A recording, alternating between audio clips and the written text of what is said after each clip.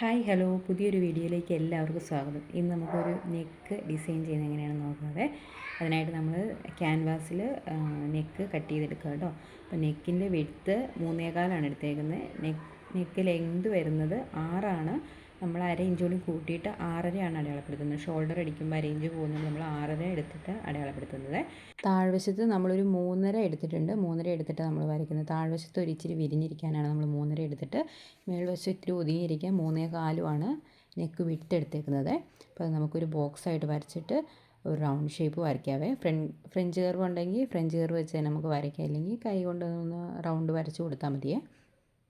ഞാനിതിപ്പോൾ നൈറ്റി ഫ്രോക്കിന് വേണ്ടിയിട്ടാണ് ചെയ്യുന്നത്. നമുക്ക് നൈറ്റിയിലോ ചുരിദാറിലോ എന്തിൽ വേണമെങ്കിലും ചെയ്തെടുക്കാം കേട്ടോ.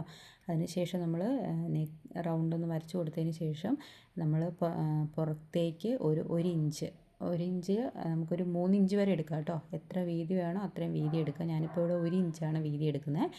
സൈഡിലോട്ട് 1 ഇഞ്ച് വെച്ച് അളന്നിട്ട് നമ്മളതൊന്ന് റൗണ്ട് ഷേപ്പ് വരച്ച് കൊടുത്ത് കട്ട് ചെയ്തെടുക്കുവാണേ.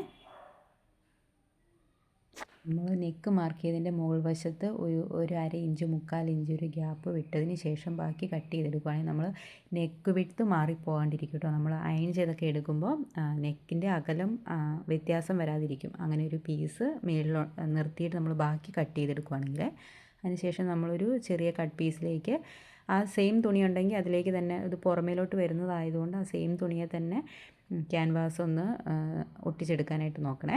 അതിനുശേഷം തുണിയുടെ ചീത്ത വശത്ത് വെച്ചിട്ട് വേണം നമ്മൾ ഈ നെക്ക് അടിച്ചെടുക്കാൻ വേണ്ടിയിട്ട്. ബോഡി പാർട്ടിൻ്റെ ചീത്ത വശവും നെക്കിൻ്റെ നല്ല വശവും ചേർത്ത് വെച്ചാണ് നമ്മളിപ്പോൾ അടിച്ചെടുക്കുന്നത്. നെക്ക് അടിച്ച് എടുത്തതിന് ശേഷം നമ്മളൊന്ന് കട്ട് ചെയ്ത് ചെറിയ നോച്ചസ് ഇട്ട് നമ്മൾ നല്ല വശത്തേക്കാണ് ഈ നെക്ക് പീസ് മറിച്ചെടുക്കുന്നത്. വീഡിയോയിൽ കാണുന്നത് പോലെ തന്നെ നമ്മളൊന്ന് അയൺ ചെയ്ത് കൊടുത്തു കഴിഞ്ഞാൽ കറക്റ്റായിട്ട് വരും കേട്ടോ. അതിനുശേഷം നമ്മൾ ക്രോസ് പീസാണ് വരേണ്ടത്. ക്രോസ് പീസ് വെട്ടാൻ അറിയാത്തവർക്ക് വേണ്ടി ഒന്ന് കാണിക്കുന്നതാണ്. തുണിയിൽ നമ്മൾ ഇതുപോലെ ചെരിച്ച് വരച്ചതിന് ശേഷമാണ് നമ്മൾ കട്ട് ചെയ്തെടുക്കുന്നത്. അങ്ങനെയാണെങ്കിൽ ക്രോസ് പീസ് ആവുള്ളൂ കേട്ടോ. നമുക്ക് ഏത് ഷേപ്പിലേക്ക് വേണമെങ്കിലും നമുക്ക് തിരിച്ചെടുക്കാൻ പറ്റും. ക്രോസ് പീസ് ആണെങ്കിൽ സ്ട്രെയിറ്റ് ആയിട്ട് വെട്ടിയാൽ നമുക്ക് നെക്കിൽ റൗണ്ടൊക്കെ അടിക്കാനായിട്ട് ബുദ്ധിമുട്ടായിരിക്കും കേട്ടോ. നമ്മളിനി 1 സൈഡ് പ്രഷർ ഇട്ടിട്ടാണ് ഇത് സ്റ്റിച്ച് ചെയ്തെടുക്കുന്നത്. ഇതുപോലെ ക്രോസ് നമ്മളിങ്ങനെ വലിക്കുമ്പോൾ വലിഞ്ഞു വരുന്നതാണ് ക്രോസ് പീസ് ആവുള്ളേ. അതിനുശേഷം നമ്മൾ പൈപ്പിംഗ് ത്രെഡ് ആ പീസിൻ്റെ ഉള്ളിലേക്ക് ഇട്ടിട്ട് നമ്മൾ അടിച്ചെടുക്കുവാണ്. അത് കഴിഞ്ഞ് ഒരു അര ഇഞ്ച് ഗ്യാപ്പ് ഇട്ടതിന് ശേഷം നമ്മളൊന്ന് കട്ട് ചെയ്തെടുക്കുക. അതിനുശേഷം നമ്മൾ അടിച്ചെടുത്ത പൈപ്പിങ്ങും നെക്കിൻ്റെ പീസും കൂടി ആ ബോഡി പാർട്ടിലേക്ക് വെച്ച് പതിപ്പിച്ച് അടിച്ചെടുക്കുകയാണ് ചെയ്യുന്നത്. ഇതുപോലെയാണ് നമ്മൾ ചെയ്യുന്നത്. പറയുന്നതിനേക്കാളും വീഡിയോ കാണുമ്പോൾ കുറച്ചുകൂടി മനസ്സിലാകാൻ പറ്റുമെന്ന് തോന്നുന്നു. നെക്കിൻ്റെ ആ ഷേപ്പിൽ തന്നെ നമ്മളത് വളച്ചെടുത്ത് അടിച്ചെടുക്കുവാണ്.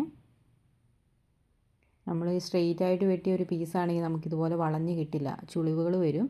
ക്രോസ് പീസ് ആയതുകൊണ്ടാണ് നമുക്കിങ്ങനെ ആ ഷേപ്പിന് തന്നെ വളഞ്ഞ് ഭംഗിയായിട്ട് കിട്ടണം കേട്ടോ. നമ്മളത് അടിച്ചെടുത്തതിന് ശേഷം മിച്ചമുള്ളത് നമുക്ക് കട്ട് ചെയ്തെടുക്കാവേ.